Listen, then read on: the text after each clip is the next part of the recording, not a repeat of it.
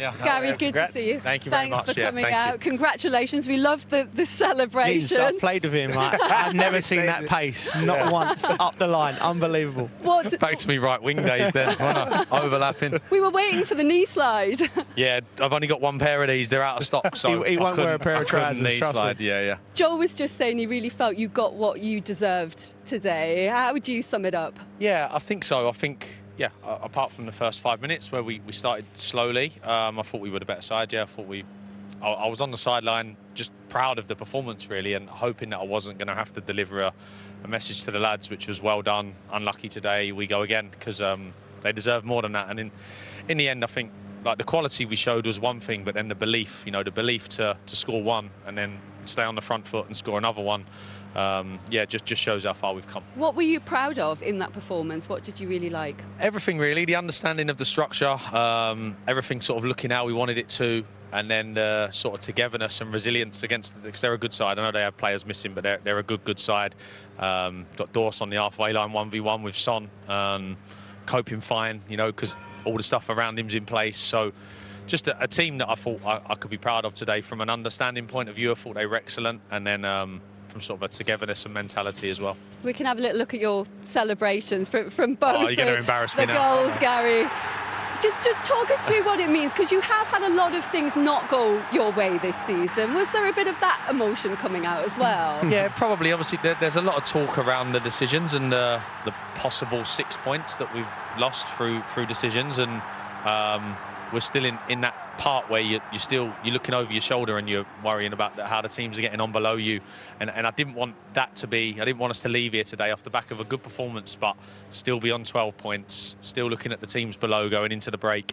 So to get to 15 is a big achievement for us this far. Could have been more, but yeah, that celebration was like just because I was proud of the lads and they got what they deserved really. Gary, you said you're happy with the structure team. From what me and Jolien were saying, it felt like you kept getting over their press with the switch of the play. Was that something? Semedo was getting in a lot in the first half. Was that something you was looking at? Yeah, generally we try and load the top line with 5 wing backs high if we can.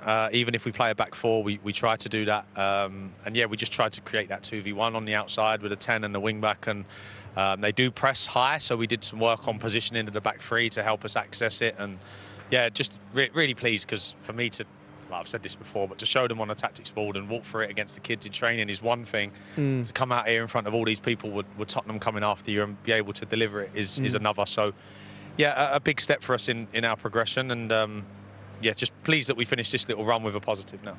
Gary, do you always feel an extra bit of pride when you put subs on and have an impact they did today? Yeah, really pleased for Pablo, especially because I know he's been frustrated with the amount of minutes he's played.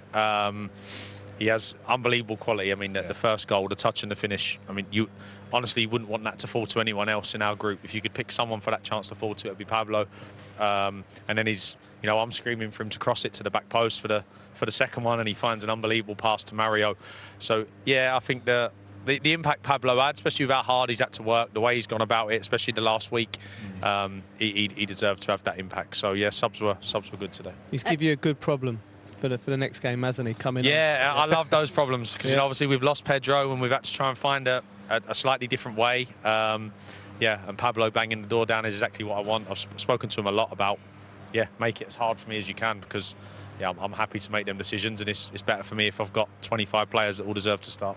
Absolutely, and you can really, as you said, give you that quality in the final third. It took Wolves till February last season to get 14 goals. You're on 16 now. I know that's something you spoke to us about earlier in the season, getting more goals in the team. How pleased are you with the way that's going now? Yeah, really pleased, and I think the lads deserve a lot of credit there. The quality they have, the quality they showed to arrive in the final third. I think my job to try and get them there, and we're getting there quite a lot at the moment. With the structures really helped them.